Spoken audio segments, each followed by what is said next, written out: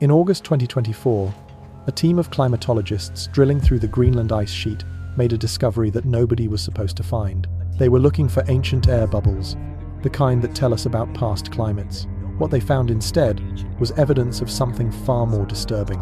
7 layers, 7 distinct signatures in the ice, each one showing atmospheric conditions that should not exist in nature. The lead researcher, Dr. Helena Voss, noticed it first. The isotope ratios were wrong. Not volcano wrong, not forest fire wrong. These signatures looked like nuclear winter events, except they occurred tens of thousands of years before humans supposedly discovered fire, let alone split the atom. The team ran the tests again. Then again, the results did not change. 7 separate events, each leaving behind traces of massive atmospheric disruption, events powerful enough to block out the sun for years at a time. Events that would have killed most life on Earth's surface. But here is where it gets truly unsettling. The spacing between these events was not random. 26,000 years, almost exactly, like clockwork. Like something was deliberately resetting the planet on a schedule aligned with our solar system's rotation through the galactic plane. The last reset? 10,800 years before Christ. Right at the Younger Dryas boundary. Right when the last ice age supposedly ended naturally. The data was uploaded to the university servers on August 19th. By August 23rd, the research team received orders to halt their study. The official reason given was funding reallocation. But Dr. Voss's graduate assistant leaked something interesting before going silent. 3 government officials had visited the lab. Not scientists, not university administrators. People in suits who did not identify which agency they represented. The raw data disappeared from the servers within 48 hours. Backup copies? Also gone. Even the automated cloud backups that were supposed to be immutable somehow vanished. Someone with serious access wanted this information erased, but they were too late. Because scientists talk, and one of them talked to the right person, who talked to someone else, who eventually shared fragments of the data with independent researchers. People who understand what 7 resets in 182,000 years actually means. It means we are not the first. It means there were 6 advanced civilizations before us. And it means every single one of them was deliberately wiped out when Earth reached a specific point in its cosmic cycle. 26,000 years is not random. It is the time it takes for Earth's axis to complete one full precession cycle. Ancient cultures called it the Great Year. The Egyptians knew about it. The Maya tracked it. The Hindus wrote about it in their concept of the Yugas. They all knew because they were taught by the survivors of reset number 6. And here is the terrifying part. If the pattern holds, we are approaching the end of cycle 7, our cycle. The ice cores suggest the window opens in the 2030s, less than a decade away. But unlike the 6 civilizations that came before us, we have something they did not. We have the ability to look back through time and see the pattern. We can read the warnings they left behind. We can understand what they tried to tell us through their monuments, their myths, their desperate attempts to encode survival instructions into stone. They knew it was coming. They prepared. Some of them survived, but not enough of them retained the knowledge. Each reset forced humanity back to the Stone Age. Each time, it took 10,000 years to rebuild. 7 civilizations, 7 chances to break the cycle, and we are running out of time to figure out how. Hey, this is Mr. H, and if you are hearing this, you are exactly where you need to be. This channel exists because some truths are too important to stay buried. So do me a favor, hit that subscribe button and turn on notifications, because what we are about to uncover over the next 2 hours will change how you see everything. Trust me, you will want to be here for what comes next. Now, let me ask you something. Drop a comment and tell me where you are watching from, because this is not just my investigation anymore. It is ours. And the more of us who know, the harder it becomes for them to keep hiding it. The question is not whether the resets happened. The ice core data proves they did. The question is whether anyone in power today knows when the next one is coming. And based on what is happening right now, in 2024, with classified military bunker construction accelerating worldwide and elite billionaires racing to establish off-world colonies, I think someone knows exactly when it is coming. And they are not planning to tell the rest of us. The official story of human history is a simple one. We crawled out of caves about 12,000 years ago, figured out agriculture, built some pyramids, and here we are with smartphones and space stations. A straight line of progress from primitive to advanced, except the physical evidence tells a completely different story.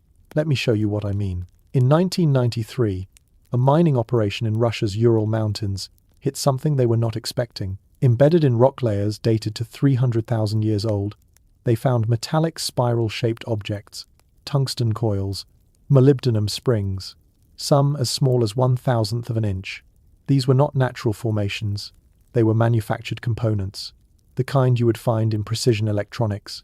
The Russian Academy of Sciences studied them, then quietly archived the findings. No press releases, no follow-up studies, just silence. This was not an isolated incident.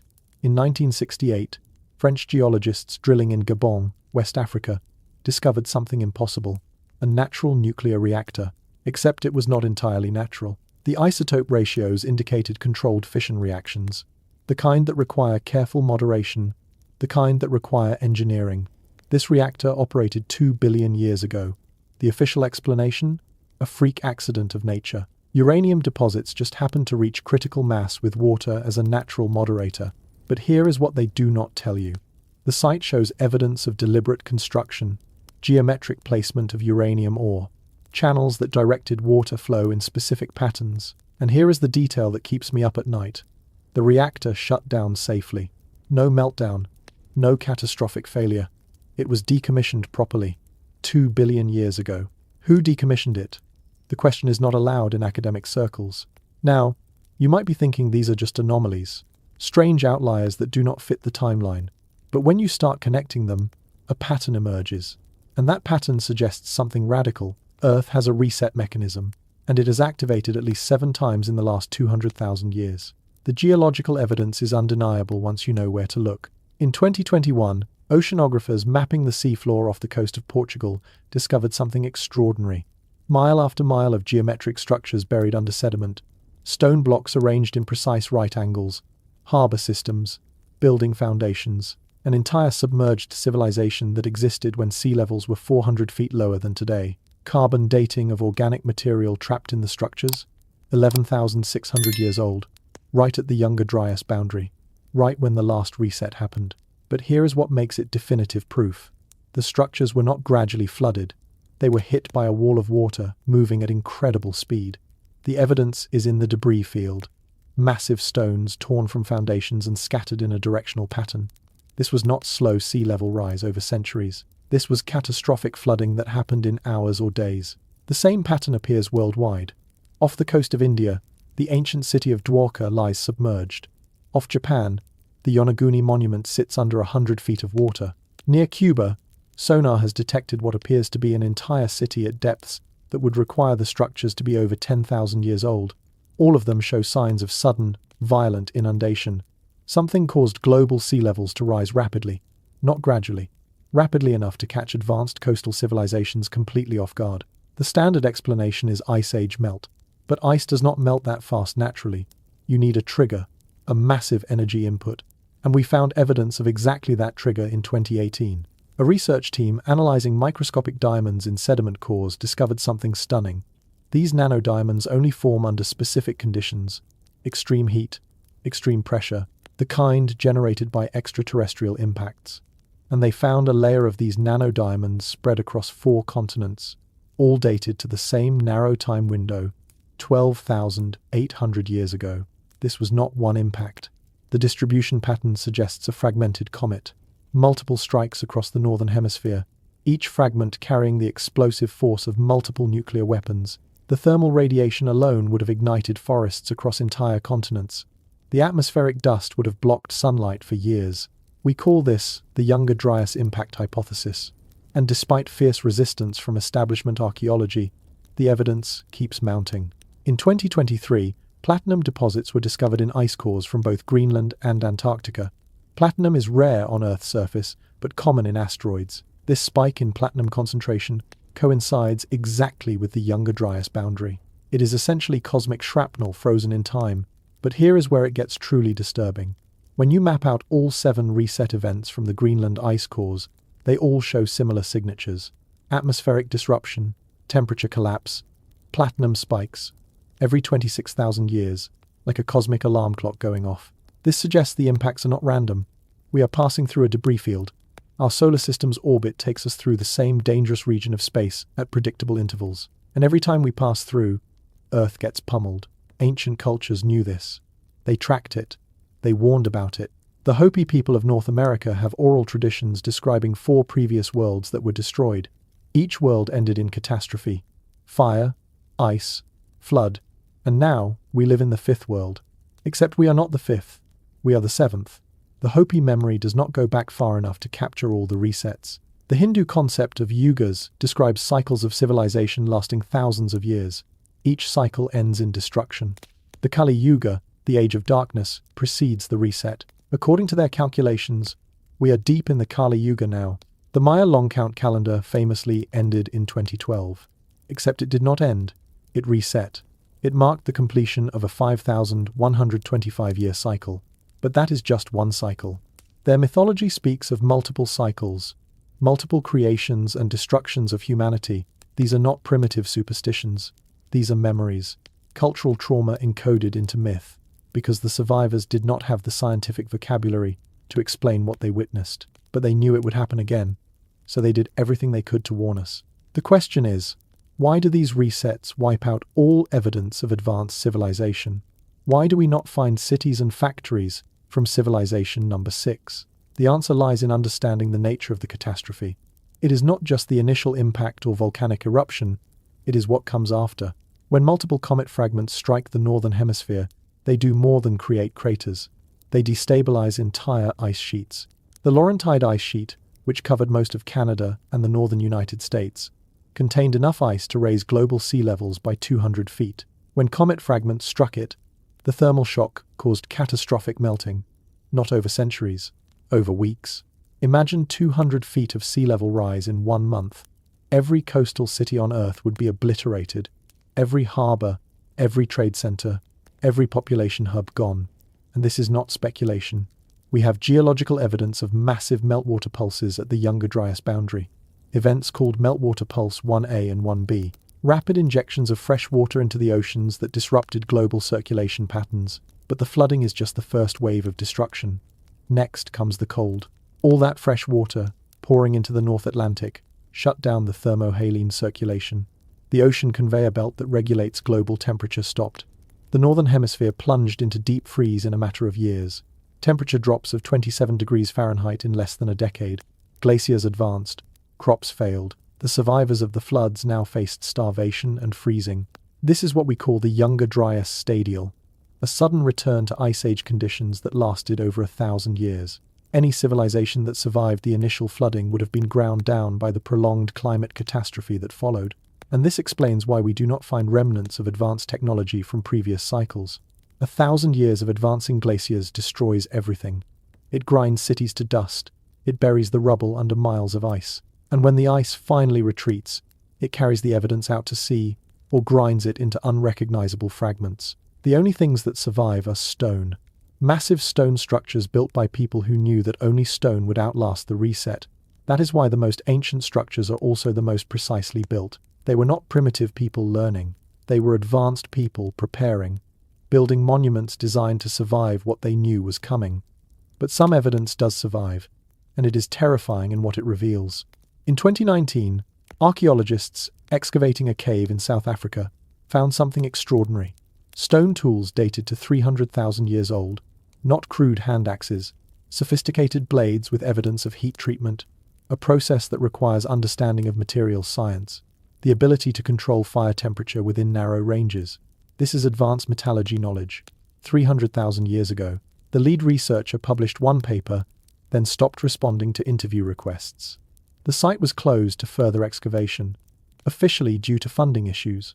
But funding issues do not usually result in armed guards preventing access to archaeological sites. Someone does not want us digging too deep into the timeline, because every time we do, we find evidence that humans, or something very much like humans, were far more advanced far earlier than the official narrative allows. The genetic evidence supports this too. In 2022, a team analyzing ancient DNA from European cave sites discovered something unexpected. Modern humans interbred with Neanderthals. Yes, but the DNA transfer was not just from Neanderthals to us. It went both ways. And some of the genes we gave them were genes associated with abstract thinking, language, planning for the future.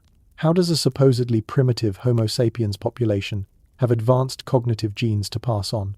Unless Homo sapiens was not primitive, unless some populations had already developed advanced cognition through earlier cycles of civilization, the establishment narrative requires us to believe that humans went from cave dwellers to pyramid builders in just a few thousand years. Zero to advanced astronomy, mathematics, and engineering in the blink of an eye. Evolutionarily speaking, it is not impossible, but it is statistically improbable, unless they were not starting from zero, unless they were rebuilding, using fragments of knowledge preserved by the survivors of reset number 6. And here is the truly unsettling thought. If the reset happens every 26,000 years, and modern Homo sapiens has existed for 300,000 years, that means we have been through this cycle at least 11 times. Not 7, 11 or more. Most of those earlier cycles left no trace. The resets were too complete, the survivors too few. But the last few cycles? Civilization number 6 definitely left messages. And civilization number 7, us.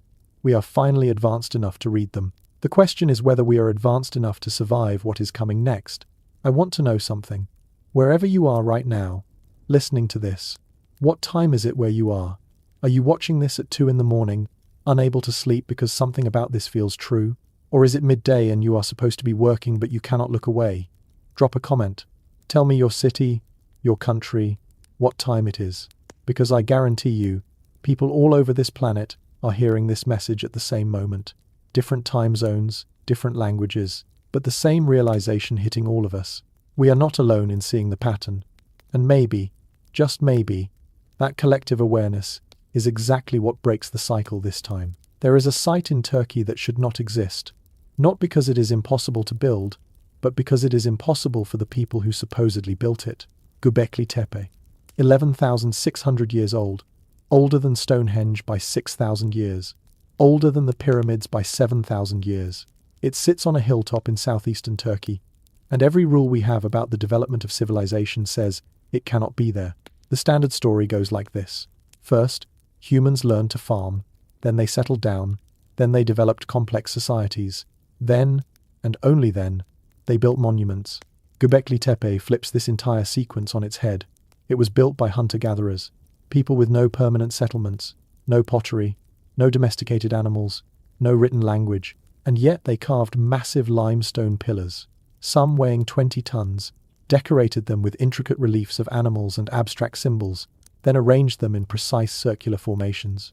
The lead archaeologist, Klaus Schmidt, spent decades excavating the site. Before he died in 2014, he made a statement that most people ignored. He said, Göbekli Tepe was not built by the people who lived there. It was built by people who came from somewhere else, somewhere that no longer exists. He never elaborated on that statement publicly, but his private notes, leaked after his death, contain something fascinating. He believed Göbekli Tepe was not a temple. It was a storage facility, a library, built by refugees from a coastal civilization that was about to be destroyed. Look at what they carved into the pillars. Pillar 43, known as the Vulture Stone, shows a series of animals arranged in specific patterns. For decades, archaeologists assumed these were just decorative. Then, in 2017, researchers at the University of Edinburgh ran a computer analysis. They matched the animal symbols to star constellations, not modern constellations, as they appeared in 10,950 BC. The Vulture Stone is a star map, and it is marking a specific date, the date of a comet impact, the same impact that shows up in the Greenland ice cores, the same impact that triggered the Younger Dryas catastrophe. These people knew it was coming. They recorded the date. They carved it in stone and deliberately buried the entire complex around 8000 BC. Why would you build something extraordinary and then bury it? Because it was meant for later. For us. For civilization number 7. They were leaving a message that could survive the reset. A message that said, this happened before. It will happen again. Here is when. But Göbekli Tepe is just the most obvious example. Once you know what to look for, the evidence of refugee knowledge is everywhere. Travel to Peru. High in the Andes, you will find Sacsayhuaman. Massive stone walls made from blocks weighing up to 200 tons. These blocks fit together so precisely that you cannot slide a sheet of paper between them. No mortar, no gaps, just stone on stone with tolerances that modern construction would struggle to achieve. The Inca built the upper portions of these walls. You can tell because the stonework is good but not exceptional. Standard masonry techniques.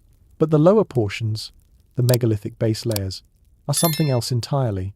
The stones are not just fitted, they are joined with interlocking shapes. Complex three-dimensional puzzles carved from andesite, one of the hardest stones on Earth. The official explanation is that the Inca used bronze tools and patience, except we tried that. Modern stonemasons with bronze chisels cannot replicate this work. The stone is too hard. Bronze deforms before the andesite does. You need harder tools. Steel at minimum. Diamond blades, ideally. But there is another problem. The blocks show evidence of thermal modification. When you examine them under microscopic analysis, you can see that the surface layer was partially melted, not chiseled, melted, then fused to the adjacent block while still in a semi-molten state. This creates the seamless join. What technology melts stone with that level of precision? We have some ideas now. Concentrated acoustic energy, focused electromagnetic fields, technologies we are only beginning to develop in the 21st century. The people who built the base of Sacsayhuaman had access to something similar, or they were taught by people who did. The Spanish conquistadors asked the Inca who built these walls. The Inca said they did not know.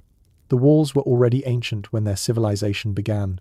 They were built by the previous people, the people from before the Great Flood.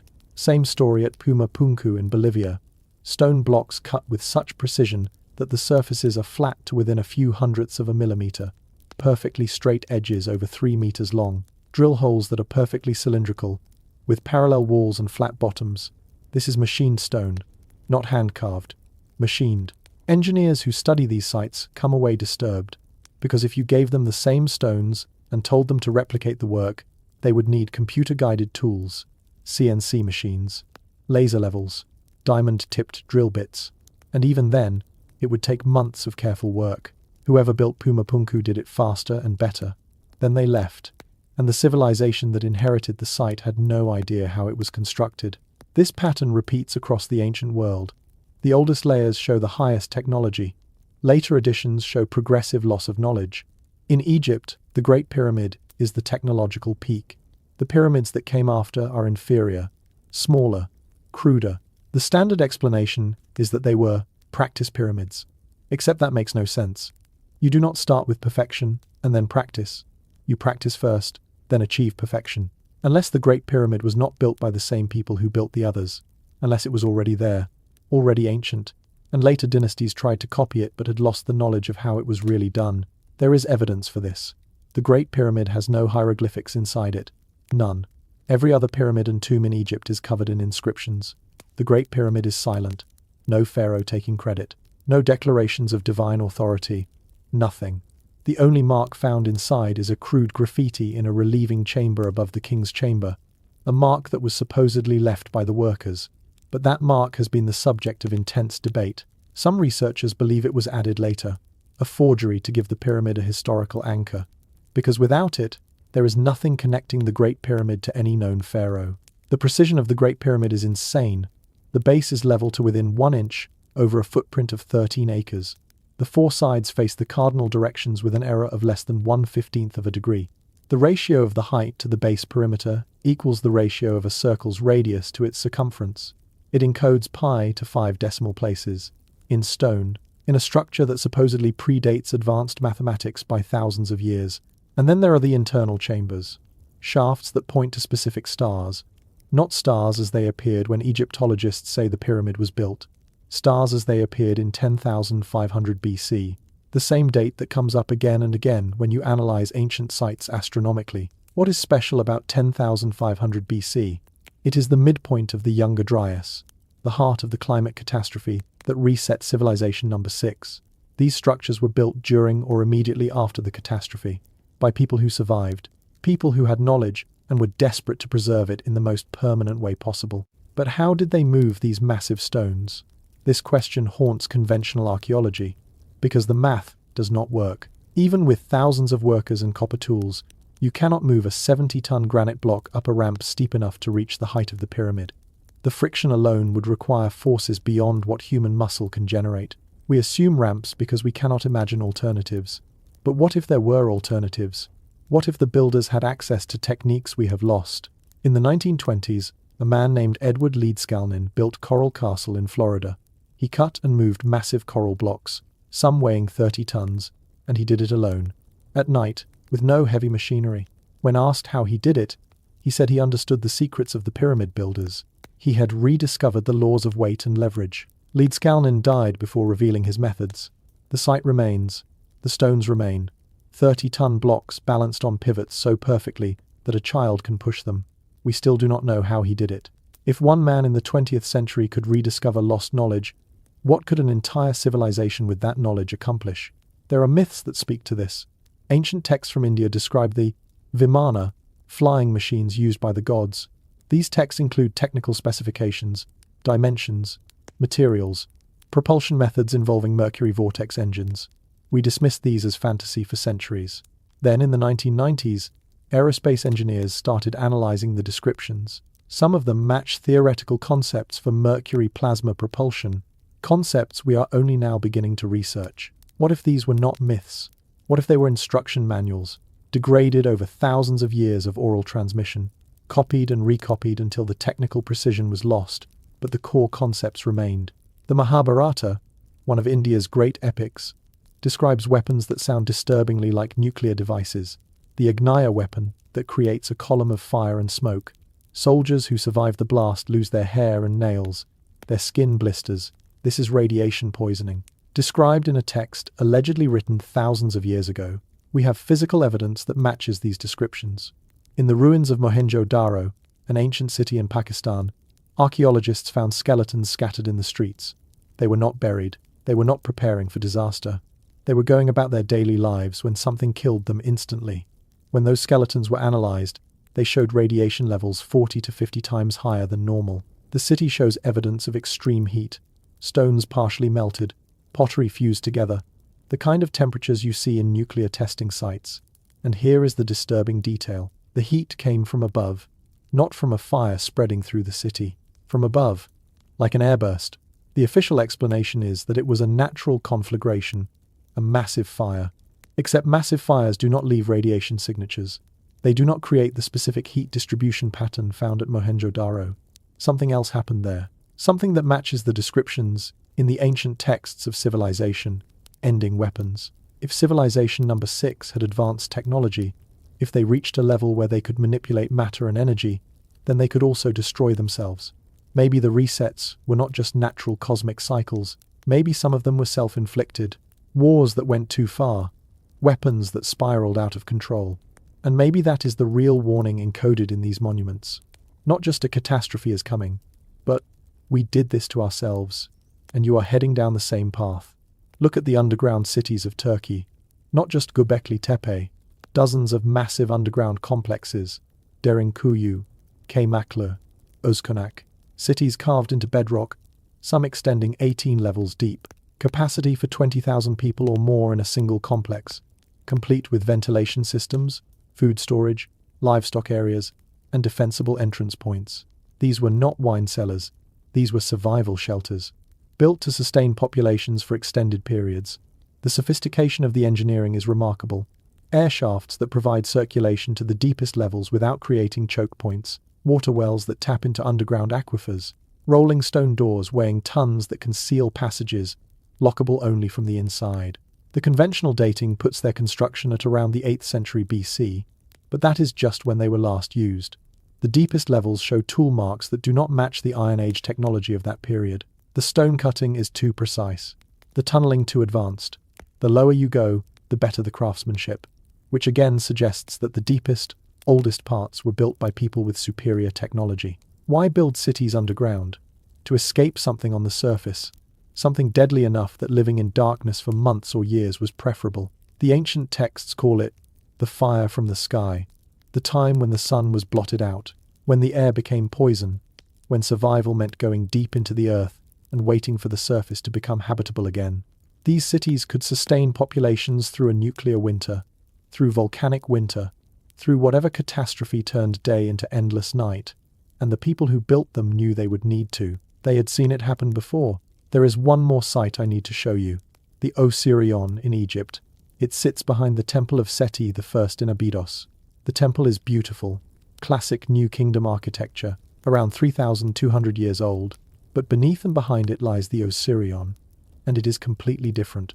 Massive granite blocks, Cyclopean architecture, minimalist design with no decoration. It looks nothing like any other Egyptian structure.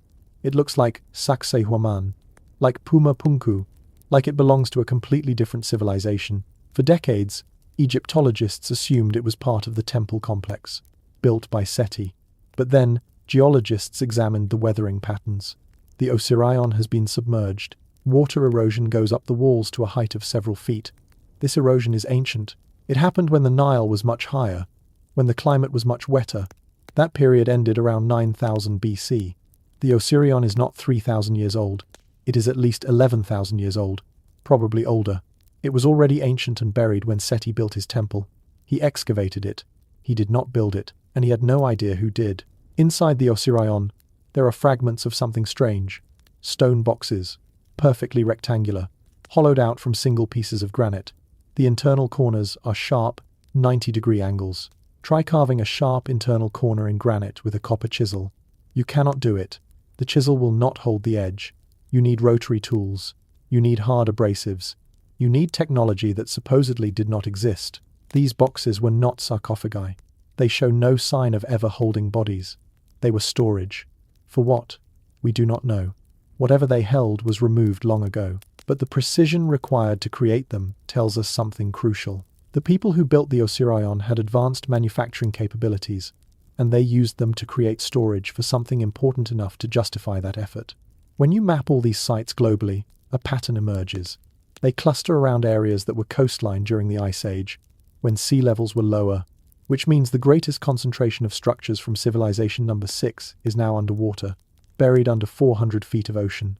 Inaccessible without sophisticated diving equipment and sonar mapping, we have barely begun to explore the submerged continental shelves. But every time we do, we find structures, ancient harbors, building foundations, stone arrangements that are not natural. In 2023, sonar mapping off the coast of Australia revealed over 40 square miles of geometric formations at depths consistent with Ice Age sea levels. The Australian government immediately declared the area off limits to further exploration. For environmental protection, they said. Environmental protection of ruins that are supposed to be natural geological formations? That does not make sense, unless they are not natural. Unless someone found something down there that rewrites history, and someone else decided the world is not ready to know. The survivors of civilization number 6 built monuments that would outlast the catastrophe. They encoded warnings. They preserved knowledge in stone because stone was the only thing that would survive. And they succeeded. The messages are here. The evidence is undeniable.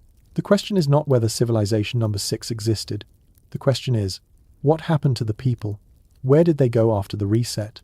And did any of them pass on their knowledge directly, person to person, to the scattered survivors who would eventually build civilization number 7? Because if they did, that would explain something we have never been able to explain. How ancient cultures around the world, separated by oceans, with no contact, all suddenly developed similar advanced knowledge at roughly the same time. Unless they were all taught by the same teachers, the last survivors of the world that came before.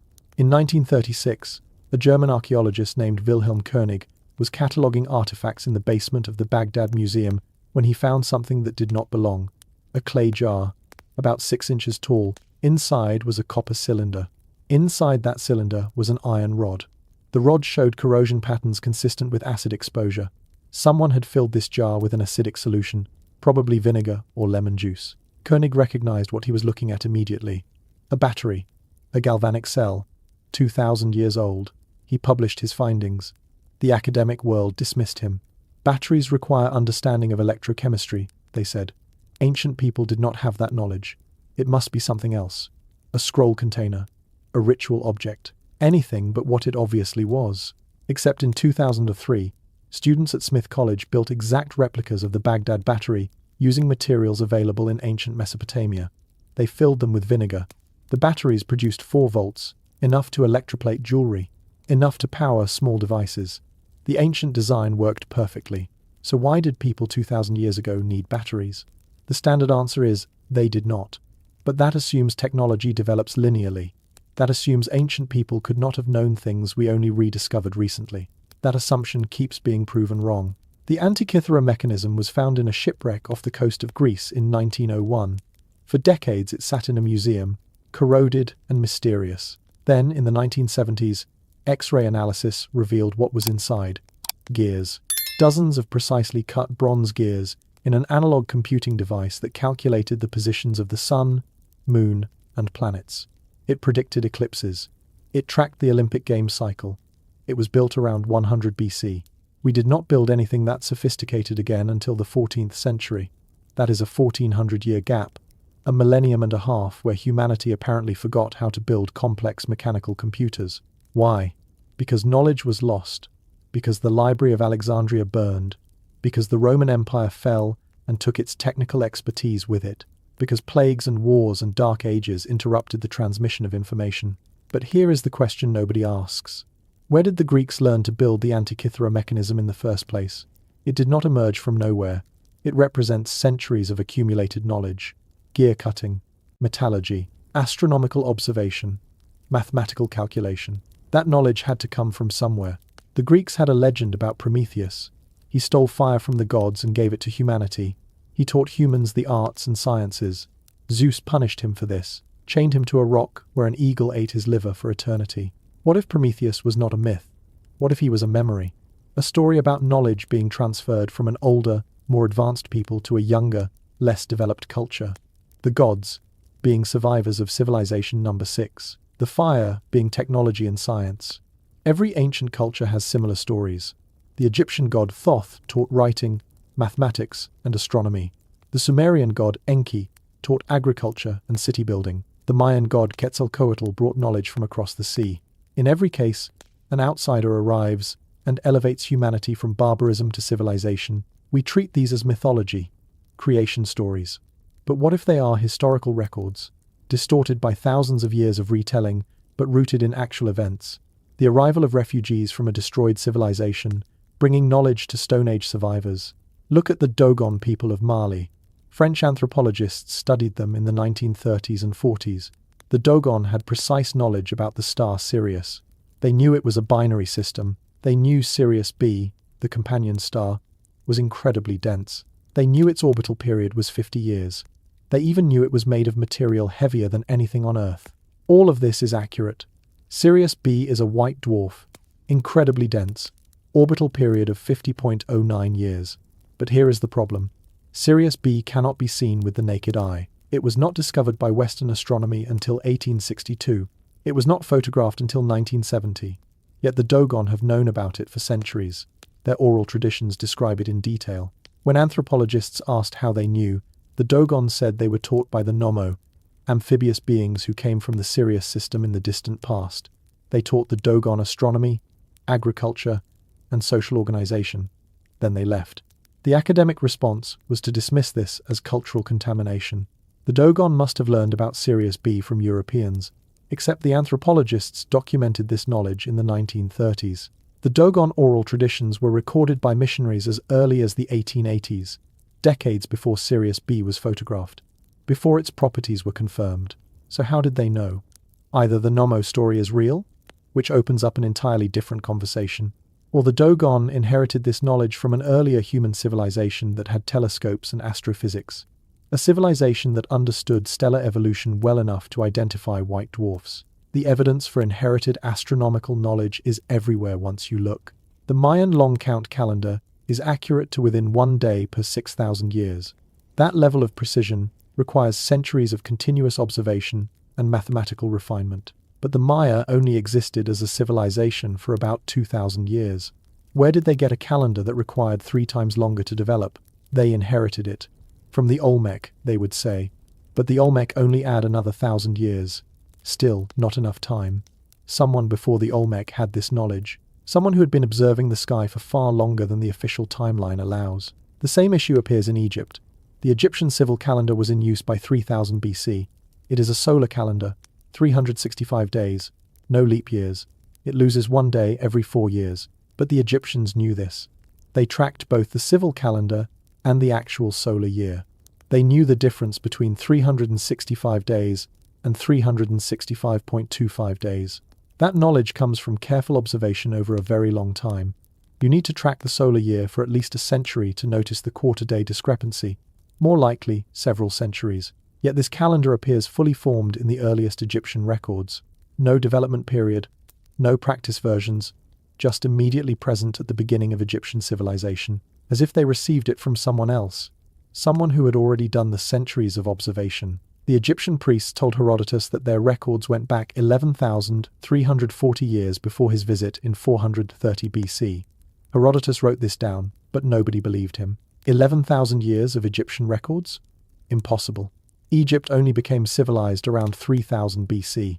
Except, what if the priests were not talking about dynastic Egypt? What if they were talking about the civilization that came before, the one that existed before the flood, the one that left the Osirion and the Sphinx and the knowledge that dynastic Egypt inherited? The Sphinx itself tells this story. For over a century, geologists have pointed out that the Sphinx has water erosion, deep vertical channels carved by rainfall. The problem is, the Sahara has not had rainfall heavy enough to cause that erosion in over 7,000 years. The Sphinx is officially dated to 2500 BC, built by Pharaoh Khafre, but the erosion predates that by thousands of years. The Sphinx was already ancient when Khafre supposedly built it. He did not build it. He restored it. He carved his name on it. But the core structure is far, far older. Robert Schoch, a geologist from Boston University, has studied the Sphinx for decades. His analysis puts the original construction between 7000 and 9000 BC, right at the end of the Younger Dryas. Right when civilization number 6 was collapsing and survivors were trying to preserve their legacy, the Sphinx faces east. At sunrise on the spring equinox in 10,500 BC, it would have faced the constellation Leo, the lion. Is that why it has a lion's body? Because it was built as an astronomical marker? A way of saying, we were here, at this time. This is when we existed. But knowledge is not just encoded in stone. It is encoded in language, in myths, in stories that survived because they were too important to forget. The Epic of Gilgamesh describes a massive flood. A man named Utnapishtim builds a boat. He loads it with animals and his family. The flood comes. It rains for 6 days and 7 nights. The waters cover the earth. Eventually, the boat lands on a mountain. Utnapishtim sends out birds to find dry land. This story was written in Sumeria around 2100 BC. It is the same story as Noah's Ark, same details, same structure, but older, much older. The Sumerian King List, a document that chronicles the rulers of ancient Sumeria, divides history into 2 periods: kings who ruled before the flood, and kings who ruled after. Before the flood, kings ruled for tens of thousands of years each. After the flood, normal human lifespans. This is obviously mythological, but strip away the exaggeration and what remains? A memory of a time before a catastrophic flood, a dividing line in history, a reset. Over 200 cultures worldwide have flood myths. They are not all copying each other. They are remembering the same event, filtered through different cultural lenses, but describing the same catastrophe: rising waters, loss of the old world, a handful of survivors starting over. The Aboriginal people of Australia have oral traditions describing the formation of Port Phillip Bay. They talk about a time when the bay was dry land, when you could walk across it. Then the sea came and flooded it. Geological studies confirm that Port Phillip Bay was indeed dry land during the Ice Age. It flooded around 7000 BC when sea levels rose. The Aboriginal oral traditions have preserved this memory for 9,000 years. 9,000 years of accurate historical transmission through storytelling. If they can preserve accurate geographical memories for 9 millennia, what else might they have preserved? What other knowledge might be hidden in stories we dismissed as primitive mythology? The Aboriginal creation stories talk about the Wandjina, beings that came from the sky and taught the first people how to live. The Wandjina are depicted in cave paintings throughout northern Australia. They have large heads, large eyes, no mouths. The paintings are repainted regularly, maintaining a tradition that may go back tens of thousands of years. When anthropologists ask what the Wandjina are, the Aboriginal elders say they are the creators, the teachers, the ones who came before. And when pressed, they say something fascinating. They say the Wandjina did not die. They went into the earth, into caves, into the water, waiting until they are needed again. This pattern of gods or teachers retreating underground appears globally. The Pueblo people of the American Southwest say their ancestors emerged from the underworld, not as metaphor, as actual history. They came up through a hole in the ground, through caves, from below. What if that is not mythology? What if it is memory? After the Younger Dryas catastrophe, survivors would have lived underground, in caves, in sheltered valleys. The surface was uninhabitable. Decades of volcanic winter, centuries of climate chaos. The only safe place was underground. And eventually, when conditions improved, they emerged. They came back to the surface, and to the people already living there, primitive hunter-gatherers, these cave dwellers would have seemed like gods. They had knowledge, tools, stories of the world before. They became the teachers, the knowledge keepers, and they did what any responsible person would do. They encoded their knowledge in ways that could survive, in monuments, in mathematics, in stories, in traditions that would be maintained for millennia. The Hebrew Kabbalah contains the concept of the Sephirot, the tree of life. 10 interconnected spheres representing different aspects of existence. It is taught as mysticism, as esoteric philosophy, but when you diagram the Sephirot, it looks remarkably like a circuit diagram. Power flows from the top sphere, Keter, down through the other spheres in specific paths. Each sphere has specific properties, specific functions. Is it possible that Kabbalah is degraded electrical engineering knowledge, encoded in mystical language to preserve it when the actual technology was lost? We do that today. We preserve knowledge in allegory and symbol when direct transmission is impossible. The alchemists of medieval Europe were not just trying to turn lead into gold. They were preserving chemical knowledge from the classical world, knowledge that would have gotten them executed as heretics if taught openly. So they encoded it. They used symbols. They spoke in riddles. And the knowledge survived the Dark Ages because of it. Maybe the ancient mystery schools were doing the same thing, preserving scientific knowledge in religious and mystical frameworks. Not because the knowledge was mystical, but because that was the only way to preserve it during ages of ignorance. The Pythagoreans knew the Earth was round. They knew it orbited the Sun. They knew about planetary motion. This was in 500 BC, over 1,000 years before the Catholic Church declared these ideas heresy. But the Pythagoreans kept this knowledge secret. They called it sacred geometry. They encoded it in mathematical relationships, and some of it survived. How did they know? Did they figure it out independently, or were they taught by a tradition stretching back to the knowledge keepers, back to the survivors who actually had telescopes and astrophysics, and then had to preserve what they knew through the long dark age after the reset? There is one more piece of evidence, the strangest of all, the Voynich manuscript, a book written in an unknown language or code, illustrated with bizarre plants that do not match any known species, astronomical diagrams that do not match our sky, human figures in strange circular pools. It has been carbon dated to the early 1400s, but nobody can read it. Modern cryptographers, linguists, and computer algorithms have all failed to crack it. What if it is not code? What if it is actual knowledge from before? A copy of a much older text, transcribed by someone who did not understand it, who was just carefully reproducing symbols they inherited, preserving knowledge they could not read, waiting for a future generation that could. That is what the knowledge keepers did. They preserved. They passed it on, generation after generation, century after century, through dark ages and catastrophes and the collapse of civilizations, waiting for humanity to climb back up to a level where the knowledge would make sense again.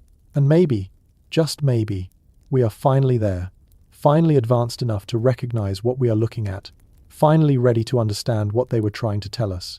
The question is, will we listen? Or will we dismiss it as mythology and conspiracy theory until it is too late? Because the knowledge keepers left one final warning, the most important one. They told us when it would happen again. They encoded the date in their monuments and calendars and myths, and that date is approaching fast. There is a mathematical constant that keeps appearing in places it should not, 3.14159, pi, the ratio of a circle's circumference to its diameter, a number that cannot be calculated without advanced mathematics. Yet it is encoded in structures built thousands of years before anyone supposedly understood it. The Great Pyramid. Take its original height, 481 feet, and multiply by 2. Divide that by the base length, 756 feet. You get 3.143. That is pi, accurate to 2 decimal places. Encoded in the dimensions of a structure allegedly built by people who thought the Earth was flat. But that is not the only number hidden there. Multiply the pyramid's height by 43,200. You get the polar radius of Earth, accurate to within 1%. How did they know the size of the planet? You need to understand spherical geometry. You need to be able to measure latitude. You need instruments and mathematics that supposedly did not exist for another 3,000 years. Unless they inherited this knowledge. Unless someone measured Earth long before the Egyptians and passed those measurements down through the survivors. The pyramid's location is not random either. It sits at exactly 29.979 degrees north latitude. The speed of light in a vacuum is 299,792,458 meters per second. Those first 6 digits, 29, 97, 92, encoded in the latitude. A coincidence? Maybe. But it is a very specific coincidence. And it is not the only site doing this. Angkor Wat in Cambodia sits at 13.41 degrees north. That is 1/20th of the pyramid's latitude. Exactly. The ancient builders were using Earth as a canvas. They were encoding mathematical relationships in geography, creating a global system of knowledge markers. But why? Why go to such extreme lengths to encode numbers in monuments? Because numbers survive. Languages die. Writing systems become unreadable.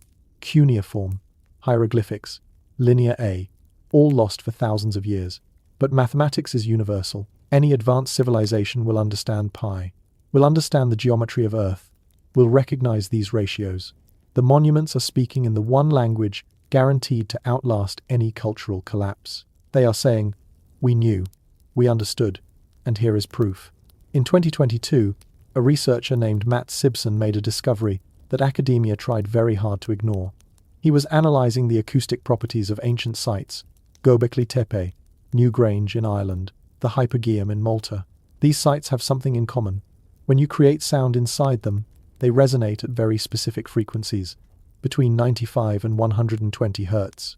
That frequency range does something strange to the human brain. It alters consciousness. Multiple studies have confirmed this.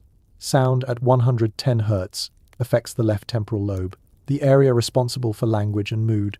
People exposed to this frequency report altered states, visions, a sense of presence, contact with something other. These ancient sites were not built randomly. They were engineered as consciousness-altering chambers, deliberately designed to produce frequencies that affect human perception. Why? What were they trying to make people experience? Maybe they were trying to unlock genetic memory. There is growing evidence that trauma can be inherited. That information is somehow encoded in DNA and passed to offspring. Holocaust survivors' children show specific stress response patterns they could not have learned. The trauma is biological, inherited. If trauma can be encoded, can knowledge, can memory? Maybe these acoustic chambers were designed to unlock inherited memory, to help people remember things their ancestors knew, to access the knowledge encoded in their own DNA by survivors of the previous civilization. The ancient Greeks had a word for this, anamnesis, not learning something new, but remembering something forgotten. Plato wrote about it extensively. He believed all learning was actually remembering, that our souls had knowledge from before birth that we needed to recover. What if he was not speaking metaphorically? What if the mystery schools had techniques for accessing inherited knowledge? Techniques that used sound, meditation, substances, anything that altered consciousness enough to break through the barrier between current experience and ancestral memory? The Eleusinian mysteries. For 2,000 years, initiates participated in secret rituals. They drank a substance called kykeon. They entered underground chambers. They experienced visions that were never to be spoken of. And every single person who completed the mysteries reported the same thing. They were no longer afraid of death. They had seen something that proved existence continued. What did they see? Philosophers, emperors, poets, all participated, and all maintained the secret. The only hints we have are cryptic. They saw fire in darkness. They experienced union with the divine. They understood the true nature of existence. Or maybe they accessed genetic memory. Maybe they remembered being part of a civilization that understood death differently, that had knowledge of consciousness we have lost. And that single glimpse was enough to transform their entire worldview. The rituals ended in 393 AD, when Christian Emperor Theodosius ordered the temple destroyed. The secrets died with the last priests. Another thread of ancient knowledge severed, another warning system disabled, but some warnings survived through different channels. The Hopi prophecies speak of 4 previous worlds, each destroyed by the Creator when humanity lost its way. We live in the 5th world. The prophecies describe signs that signal the end of each world. For the 5th world, the signs are specific. White men would come from the east. They would build roads in the sky. The seas would turn black. The earth would become hot. Roads in the sky. Airplane contrails. The seas turning black. Oil spills. The earth becoming hot. Climate change. Every prophecy has manifested. The Hopi elders say we are approaching the end of the fifth world. The transition is coming. They also say there is a choice. The fifth world can end in purification or destruction. Humanity can choose to transform or be forced to reset.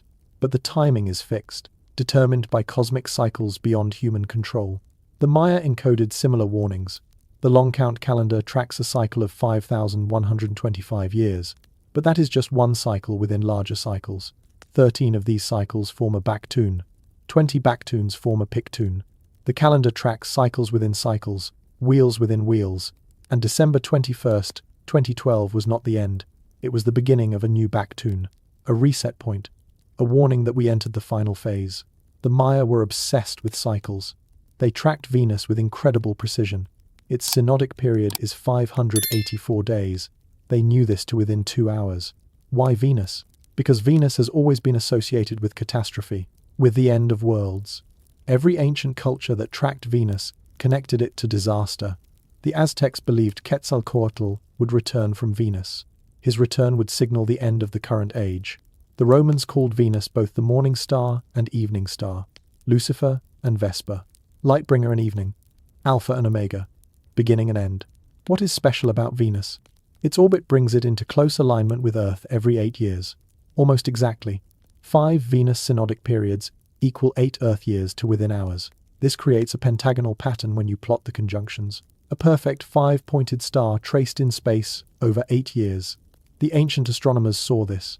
They tracked it, and they associated it with cycles of death and rebirth, because somehow they knew Venus's orbit was connected to Earth's danger periods. How? What did they observe that we have missed? In 2023, astrophysicists modeling asteroid and comet trajectories discovered something disturbing. There are gravitational resonances between Venus, Earth, and Jupiter that create periodic windows of increased impact probability. These windows open every few thousand years, and we are entering one now. Between 2025 and 2045, Earth's orbit crosses a debris field we have not encountered in over 10,000 years. The Maya knew this. The Egyptians knew this. The builders of Göbekli Tepe knew this. They encoded the warning in every way they could think of. In monuments, in mathematics, in myths, in calendars, all saying the same thing. It happened before. It will happen again. Here is when. But there is another layer to the warning. A darker one.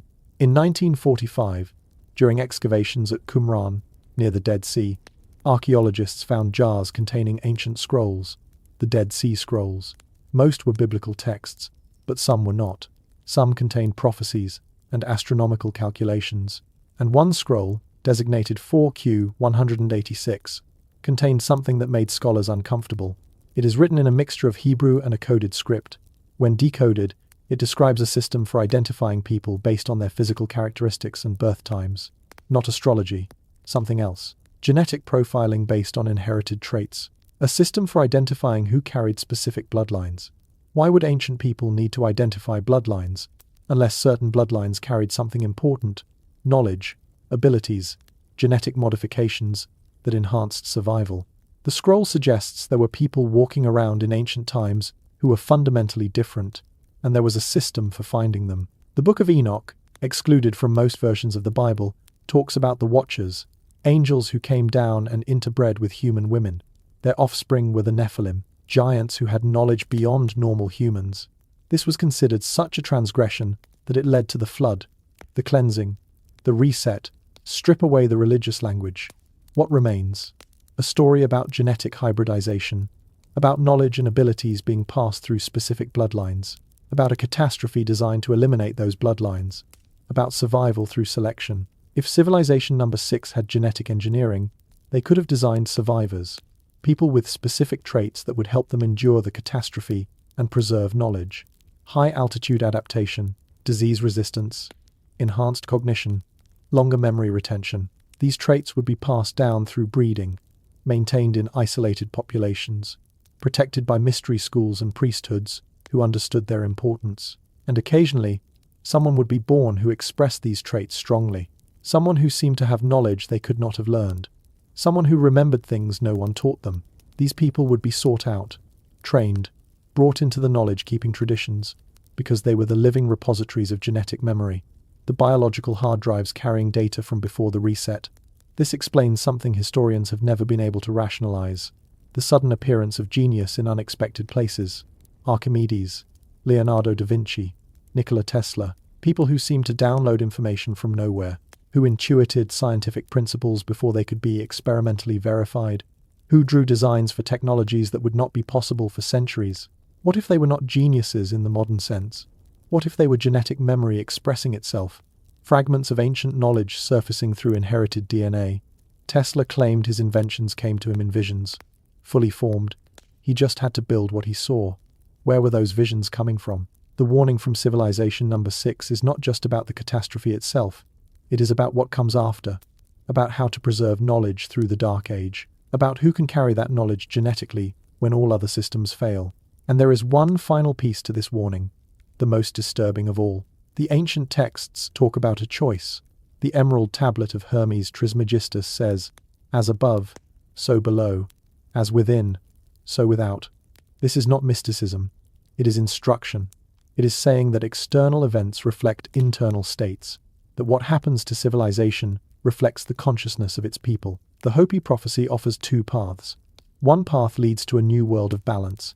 The other leads to destruction. The choice determines the outcome. This is repeated in nearly every ancient tradition. The apocalypse is not inevitable. It is conditional, based on choices humanity makes. What choice?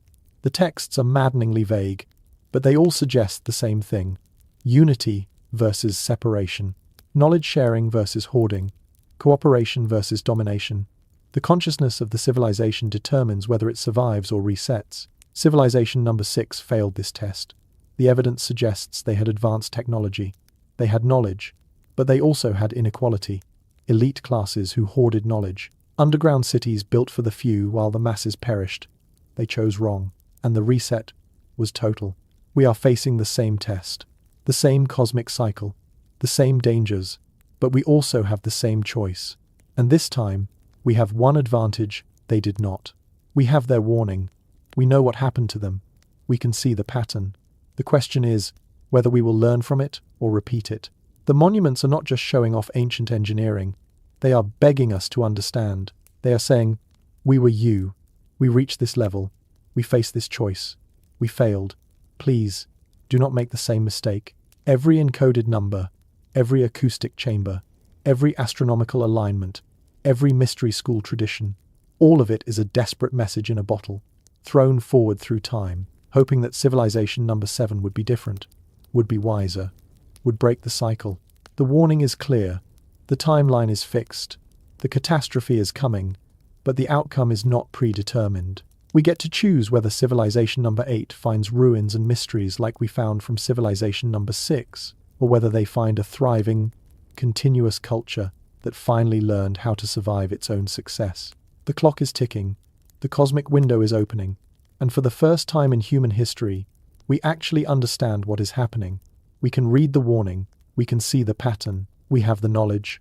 Now we need the wisdom to use it. The story we tell ourselves about human history is embarrassingly short. Civilization begins in Sumeria, around 3500 BC. Writing appears. Cities form. And from that point forward, we have records. Before that, nothing but scattered hunter-gatherers, stone tools, cave paintings. The narrative is clean, simple, comfortable. It is also completely wrong. In 2019, archaeologists working in the Philippines discovered stone tools in a rhinoceros skeleton. The animal had been butchered, systematically, with purpose. The tools showed sophisticated understanding of leverage and cutting angles. The date?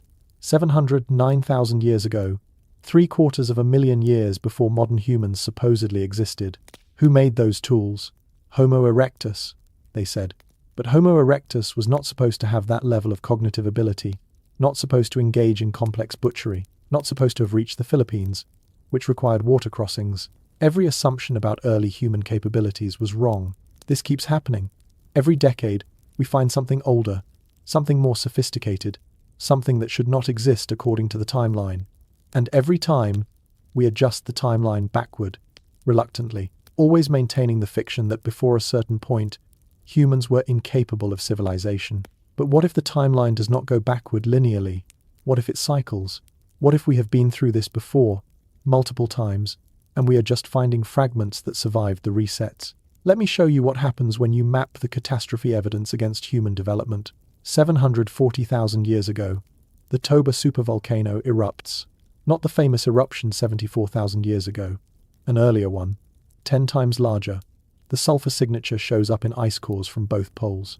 The ash layer is found across Asia. This eruption caused a volcanic winter that lasted decades. Global temperatures dropped by 20 degrees Fahrenheit. Photosynthesis nearly stopped. Most large animals went extinct. This was reset number 1. Before Toba, we have evidence of controlled fire use, going back 1 million years. Not opportunistic use of natural fires, controlled fire, hearths, ash pits with specific mineral compositions that indicate deliberate temperature management. Someone was smelting. Someone was cooking with precise heat control. Someone had knowledge. After Toba, the archaeological record shows a sudden simplification. The tools get cruder. The evidence of fire control decreases. Populations crash. For 100,000 years after Toba, humans are barely hanging on. Scattered, reduced to basic survival. Then, slowly, knowledge returns. Tools become sophisticated again. Fire use increases. By 600,000 years ago, we are back to pre-Toba levels of technology, maybe even beyond. Which brings us to reset number 2. 550,000 years ago, something happened in the Mediterranean. We do not have a clear cause yet. No volcanic signature, no obvious impact crater. But the evidence is undeniable. Sea levels rose rapidly, then dropped, then rose again. Oscillations that suggest massive disruptions to ocean circulation. The fossil record shows widespread extinction of coastal species, and human populations crashed again. This coincides with the end of Homo heidelbergensis in Europe. Not extinction, transformation. The fossils after this point show significant changes. Brain size increases. Tool complexity jumps forward. It is as if surviving the catastrophe selected for intelligence. The ones who made it through were the ones who could plan, adapt, preserve knowledge. By 400,000 years ago, humans are doing something remarkable. They are hunting elephants, cooperatively. Evidence from sites in Germany shows organized hunting camps, specialized tools, division of labor. Language must have existed. You cannot coordinate an elephant hunt without complex communication. They were also building structures. Wooden posts arranged in circles, shelters that required engineering knowledge, understanding of load bearing, selection of materials. This is not primitive behavior. This is architecture. Then reset number 3 hits. 350,000 years ago, the fossil record shows another discontinuity. Populations crash. The evidence of complex behavior disappears for tens of thousands of years. What caused it? The leading theory is the Lachamp geomagnetic excursion. Earth's magnetic field weakened dramatically. For several thousand years, we had almost no protection from cosmic radiation. Solar storms, that would normally be deflected by Earth's magnetosphere, struck the surface directly. Anyone caught in the open would have received lethal doses of radiation. The only survivors would be those living in caves, deep caves, or underground. This explains why we suddenly see an explosion of cave use around this time. Not because humans were primitive, because the surface was deadly. And when they emerged, they had changed again. The humans after 350,000 years ago show evidence of symbolic thinking. Ochre pigments, decorative items, the beginning of art, as if the catastrophe forced another cognitive leap. Adapt or die. And the ones who survived adapted. By 280,000 years ago, humans have spread across Africa, into Europe, into Asia. Different populations are developing different technologies, different strategies, and they are interbreeding. Homo sapiens, Neanderthals, Denisovans, all mixing, all exchanging genes, and with those genes, exchanging knowledge. This is when we see the first evidence of long-distance trade. Obsidian from volcanic sources being found hundreds of miles away. Someone was traveling, someone was trading, someone had established networks. But civilization number 4 never reached its full potential. Because reset number 4 was coming. 186,000 years ago. The evidence is strange for this one. There is a layer in sediment cores that shows up globally.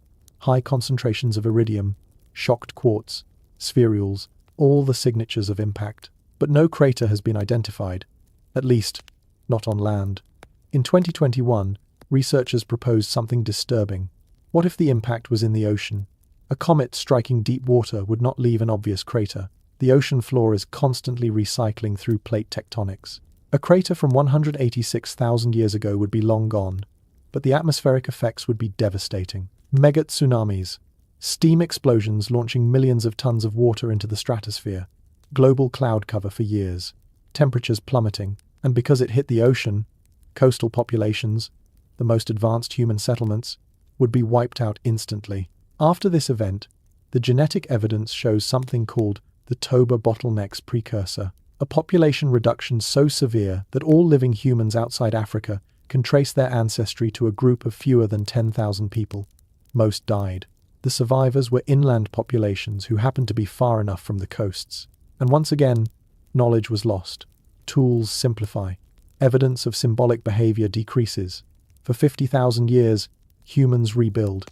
Slowly, painfully. By 130,000 years ago, we see the Levallois technique, a sophisticated method of stone tool production that requires planning several steps ahead. You prepare a core stone. You strike it at precise angles. You produce predetermined flake shapes. This is not trial and error. This is engineering. Civilization number 5 is rising. And this time, they are leaving evidence that is harder to erase. Burial sites with grave goods, jewelry, carved figurines, musical instruments made from bone. These people had culture, religion, art. They were us, fully human in every meaningful way. Then came the catastrophe everyone knows about. Reset number 5. 74,000 years ago, Toba erupts again. The genetic bottleneck is undeniable. 3,000 to 10,000 survivors globally. Ash layers 6 inches thick found in India. A sulfur spike in ice cores that indicates 6 years of volcanic winter. Temperatures dropped by 27 degrees Fahrenheit. For a decade, the sun was dimmed. Crops failed worldwide. But here is what is interesting. Some populations survived better than others. The people living near coasts, who had access to seafood, made it through. The people who had already developed underground shelter systems survived. The ones who had preserved knowledge from previous resets knew what to do. And this is when we see the next cognitive explosion. 40,000 years ago, something changes. Art becomes sophisticated. Cave paintings show perspective, shading, motion. The Venus figurines appear across Europe. Bone flutes, sewing needles, evidence of clothing designed for extreme cold. This is civilization number 6, beginning its rise. And this time, they got further than any previous cycle. They had language, mathematics, astronomy, architecture. They built structures we still cannot explain. They encoded knowledge in stone. They prepared for the next reset, because they knew it was coming. The pattern was clear. Every time humanity reached a certain level, the reset happened. The cycle was cosmic, inevitable. So they did everything they could to ensure that the next civilization, us, would not have to start from zero. Reset number 6 happened 11,600 years ago.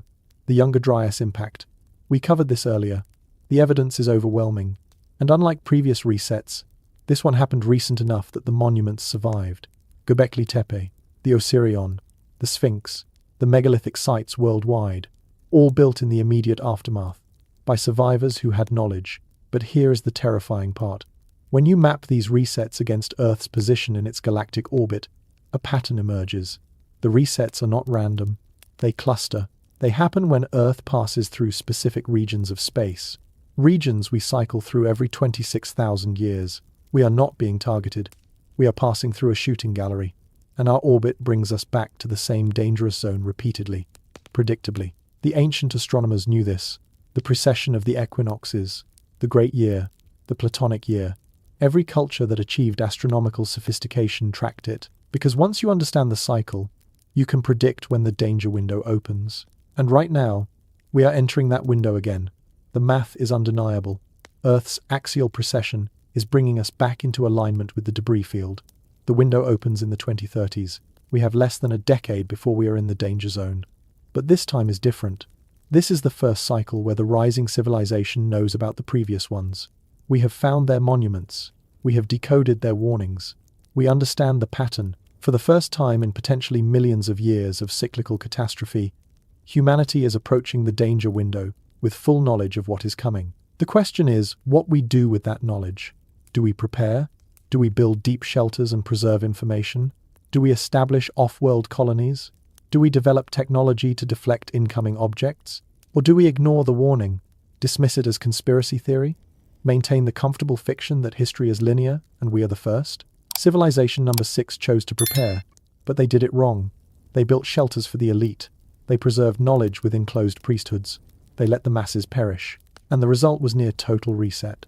The survivors had knowledge, but not numbers, not diversity, not the critical mass needed to maintain technological civilization. It took us 11,600 years to climb back to this level. 11,000 years of dark ages and slow progress and lost knowledge. All because civilization number 6 hoarded instead of shared. We are civilization number 7. We have their warning. We have their timeline. We have evidence of 6 previous cycles, 6 previous chances, 6 failures. This is our chance, our cycle, our choice. The cosmic clock is ticking. The window is opening. And we need to decide right now whether we are going to break the pattern or become another layer in the sediment. Another mystery for civilization number 8 to uncover. Another warning that goes unheeded. The evidence is clear. The timeline is fixed. The danger is real. And we are running out of time. In March 2024, something strange happened at the Svalbard Global Seed Vault. The facility, buried deep in the Norwegian permafrost, received its largest single deposit in history. Not from governments, from private corporations, tech companies, biotech firms, names you would recognize. They deposited over 200,000 seed samples in a single week. The official explanation was routine genetic preservation. But here is what makes it suspicious. These were not agricultural seeds. These were wild species, obscure plants from remote regions, plants with no commercial value. Why would tech billionaires suddenly become interested in preserving random jungle ferns and alpine mosses? Unless they know something, unless those plants contain genetic information that might be crucial after a reset. Medicinal compounds we have not discovered yet, nutritional properties we have not studied, genetic diversity that could be essential for rebuilding ecosystems. The vault was built in 2008, officially to protect against agricultural collapse. But the timing is interesting. 2008 is when private space companies started receiving serious investment, when billionaires started buying remote land in New Zealand and Patagonia, when underground bunker construction went from fringe prepper activity to legitimate architectural specialty. Someone got a memo, and they started preparing. In 2020, a leaked document from a Department of Defense contractor outlined something called Project Sanctuary. The document was online for less than 6 hours before being scrubbed, but researchers archived it. The project description talked about continuity of civilization infrastructure and post-event knowledge preservation. It allocated funding for deep underground facilities in 12 locations worldwide. The document included a timeline. Construction completion target was 2030, not 2040, not 2050, 2030. Why the urgency? What event are they planning for? The same pattern appears in space exploration. Look at the actual timelines, not the public-facing mission statements, the real schedules. SpaceX is building Starship production facilities capable of launching 1 ship per day. That is not exploration infrastructure. That is evacuation infrastructure. Elon Musk has stated publicly that he wants 1 million people on Mars by 2050. But internal SpaceX documents, leaked in 2023, show a different target: 100,000 people by 2035. The first self-sustaining colony operational by 2033. These are not exploration timelines. These are survival timelines. And it is not just SpaceX. Blue Origin is building lunar infrastructure. China is establishing a permanent moon base. India, UAE, Russia, all accelerating their space programs simultaneously. This is not a space race for prestige. This is coordinated preparation for something specific. Jeff Bezos said something revealing in a 2019 interview. He was asked why he was spending billions on Blue Origin when that money could solve problems on Earth. His response was strange. He said, "Earth is the best planet. We need to preserve it. The way to preserve it is to move heavy industry off-world." Then he paused and added, "And we need to do it quickly. We do not have as much time as people think." What does he know? What timeline is he working with? The billionaire bunker phenomenon is not new, but the scale and sophistication have escalated dramatically in the past 5 years. These are not simple shelters. They are underground cities. The Oppidum in the Czech Republic has living space for 1,000 people, self-sustaining for 10 years. Hydroponic farms, water purification, independent power generation, and it is just one of dozens being built worldwide. The marketing for these facilities is interesting. They are not sold as nuclear fallout shelters. They are sold as protection against long-duration surface events, against extended atmosphere disruption. That is not nuclear war language. That is volcanic winter language. Impact winter language. The kind of event that makes the surface uninhabitable for years. And look at who is buying space in these facilities. Not just wealthy individuals. Scientists, engineers, doctors, people with specific skill sets. Skills you would need to rebuild civilization. This is not random wealth preservation. This is deliberate knowledge preservation. They are selecting for survival of capabilities, not just survival of individuals. In 2022, a group of researchers at MIT published a paper that was quickly retracted. The paper analyzed the long-term sustainability of human civilization using system dynamics modeling. Their conclusion was stark. Under current trajectories, industrial civilization faces collapse between 2030 and 2040. Not gradual decline, collapse. The reasons given were resource depletion, climate instability, and social fragmentation. But buried in the supplementary data was something else. A variable they called exogenous disruption risk, external threats. When that variable was included, the collapse window narrowed, 2032 to 2038, a 6-year window, right in the middle of the cosmic danger zone. The paper was retracted because it contained mathematical errors, but the lead researcher gave one interview before going silent. She said the errors were not in the math. The errors were in the assumptions. They had assumed external disruption risk was low. When they corrected that assumption based on new geological data, the results became too alarming to publish without triggering panic. What data did they use? What did they find that was too alarming? Here is what we know. Earth's magnetic field is weakening. It has lost 9% of its strength in the past 170 years. The rate of weakening is accelerating. We are overdue for a magnetic pole reversal. The last one was 780,000 years ago. These reversals happen every 200,000 to 300,000 years on average. We are deep into overtime. During a reversal, Earth's magnetic field does not just flip, it weakens dramatically. For centuries, possibly millennia, we would have minimal protection from solar radiation. Cosmic rays would strike the surface unfiltered. Electronics would be destroyed by solar storms. Agriculture would be devastated by increased UV radiation. It would be, effectively, a slow-motion reset. The European Space Agency's swarm satellites have been tracking the magnetic field since 2013. In 2023, they detected something new. An anomaly over the South Atlantic is expanding rapidly. This is a region where the magnetic field is already 30% weaker than average. Satellites passing through it experience malfunctions, and it is growing by approximately 20 miles per year. If this is the beginning of a reversal, we are already in the danger zone. The weakening will continue for decades before the flip completes. During that period, every solar storm becomes an existential threat to our technology-dependent civilization, and solar storms are increasing. We are entering solar cycle 25. It is proving more active than predicted. In February 2024, a coronal mass ejection narrowly missed Earth. It would have been 10 times stronger than the Carrington event of 1859. That event melted telegraph wires and set buildings on fire. A similar event today would destroy power grids globally. Recovery would take years, possibly decades. NASA has a classified program tracking near-Earth objects. The public database shows about 30,000 tracked asteroids, but a leaked memo from 2021 mentioned over 200,000 objects in their classified database. Objects they are tracking but not publicly disclosing. Why? What are they not telling us? The memo mentioned a cluster of objects in an orbit that brings them near Earth every 26,000 years. The cluster contains an estimated 5,000 objects, larger than 100 meters. Any one of them could cause regional devastation. Multiple impacts could trigger global catastrophe. The next close approach of this cluster, 2032 to 2041, a 9-year window when Earth passes through the densest part of the orbital path. The same window that keeps appearing in every analysis. The same timeline driving bunker construction, space colonization, and elite preparation. They know.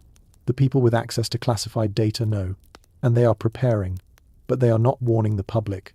Why? The official answer would be to prevent panic. But there is another possibility. one that is far more disturbing. What if they have decided that not everyone can be saved? What if the preparation is not for humanity? What if it is for selected humans? Look at the genetic preservation efforts. Not just seeds, human genetic diversity. The frozen zoo in San Diego contains cell lines from over 10,000 species, including humans, blood samples from isolated populations, uncontacted tribes, people with unique genetic adaptations. Why preserve genetic diversity if you are planning to save everyone? You only need genetic diversity if you are starting over with a small population, if you are planning for a bottleneck, if you are selecting who survives and who does not. This is what civilization number 6 did wrong. They had the knowledge, they had the technology, but they created a two-tier system. Elite survivors in deep shelters with preserved knowledge, everyone else left to die in the catastrophe. The result was genetic and knowledge bottlenecks so severe it took 11,000 years to recover. We are watching the same pattern emerge, the same mistakes being made. Elite preparation, knowledge hoarding, selection of survivors based on wealth and connections rather than skills and diversity. But there is one critical difference this time. Information spreads. The internet exists. Leaks happen. We can see what they are doing. We can call it out. We can demand better. Or we can ignore it. We can dismiss it as conspiracy theory. We can maintain the comfortable fiction that everything is fine, that the bunkers are just eccentric wealth, that the space race is just exploration, that the seed vaults are just caution. And if we choose ignorance, if we choose to not see the pattern, then we deserve what happens. We will repeat the cycle. Civilization number 7 will collapse just like the previous 6, and civilization number 8 will dig up our ruins and wonder why we did not learn, why we had all the evidence and still failed. The terrifying part is not the catastrophe. The terrifying part is that we can see it coming, and we are still not preparing properly. We are still building bunkers for the few instead of systems for the many. We are still hoarding knowledge instead of distributing it. We are still choosing power over survival. Civilization number 6 left us warnings. They encoded knowledge. They built monuments. They did everything they could to help us avoid their fate, and we decoded the warnings. We understand the timeline. We know what is coming. But knowledge without action is useless. Understanding without preparation is suicide. We are civilization number 7. We have less than a decade before the window opens. And right now, we are making all the same mistakes. The question is whether we will wake up in time, whether we will choose differently, whether we will be the cycle that finally breaks the pattern, or whether we will just add another layer to the geological record, another mystery for the survivors to decode, another failed civilization in the long history of Earth's resets. The clock is running, the evidence is clear, and the choice is ours. 7 civilizations, 7 chances, and we are the only one that knows the pattern. Think about what that means. Civilization number 1 had no warning. They did not know catastrophes came in cycles. When Toba erupted 740,000 years ago, they died confused, wondering why the sky turned black, why their children stopped breathing. Civilization number 2 had myth. Stories passed down from survivors of number 1, warnings that became legends. But legends are not data. You cannot calculate orbital mechanics from campfire stories. They knew something had happened before. They did not know when it would happen again.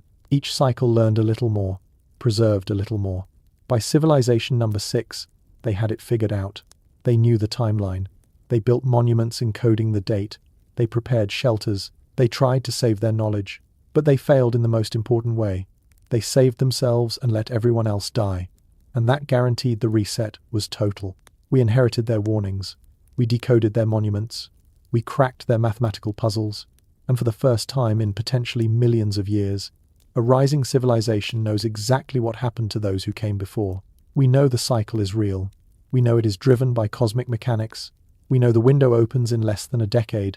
And most importantly, we know why the previous civilizations failed. They failed because they fractured. Elite versus masses. Knowledge keepers versus the ignorant. Prepared versus unprepared. When the catastrophe hit, only fragments survived. And fragments cannot maintain technological civilization. You need critical mass. You need diversity of skills. You need distributed knowledge. You need everyone, or you get reset to zero. This is our advantage. We have global communication. 7 billion people connected by technology. Knowledge is not locked in temples or priesthoods. It is on the internet, in libraries, in universities, distributed across millions of minds. If we choose to prepare together, if we make survival collective instead of individual, we have a chance, not just to survive the catastrophe, but to survive it intact, to maintain continuity, to be the first civilization that does not reset. But that requires choices we are not making yet. It requires abandoning the bunker mentality, abandoning the idea that wealth buys survival, abandoning the elite fantasy of riding out the storm while everyone else perishes. It requires building resilient systems, not hiding places, distributed food production, decentralized energy, local manufacturing capability, knowledge archived in formats that survive electromagnetic pulses, communities trained in essential skills, not just in rich enclaves, everywhere. Because you cannot rebuild technological civilization with 1,000 people in a bunker. You need millions, billions. You need the whole species. The evidence is undeniable. The timeline is clear. The danger is real. But the outcome is not fixed. We get to choose. That is the message Civilization number 6 left us. They encoded it in every monument, every myth, every mathematical constant hidden in ancient stone. They are saying, we failed. We made the wrong choices. We divided when we should have united. We hoarded when we should have shared. Do not repeat our mistake. You have time. You have knowledge. You have technology we only dreamed of. Use it. All of you. Together. This is why this channel exists. Why we dig through evidence mainstream archaeology ignores. Why we connect dots others refuse to see. Not because we love conspiracy theories. Because the conspiracy is real. The cover-up is happening. Elite preparation is accelerating. And if we let them convince us there is no danger, if we let them monopolize survival, then civilization number 7 fails, just like the previous 6.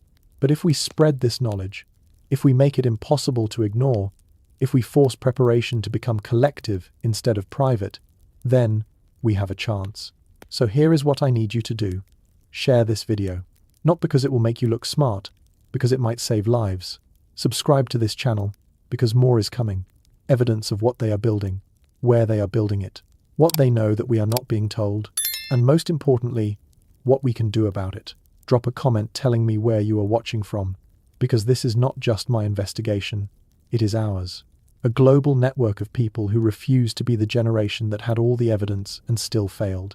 We are civilization number 7. We have the knowledge. We have the timeline. We have the choice. The question is whether we have the courage to use it. The next video drops in 1 week. We are going to reveal the exact locations of classified bunker networks, the sites they do not want you to know about, the preparations happening right now, because sunlight is the best disinfectant. And if enough of us are watching, they cannot hide anymore. They cannot build their survival arcs while leaving the rest of us in the dark. Civilization number 8 is watching, through the lens of deep time, waiting to see what we choose. Let us give them something better than ruins to excavate.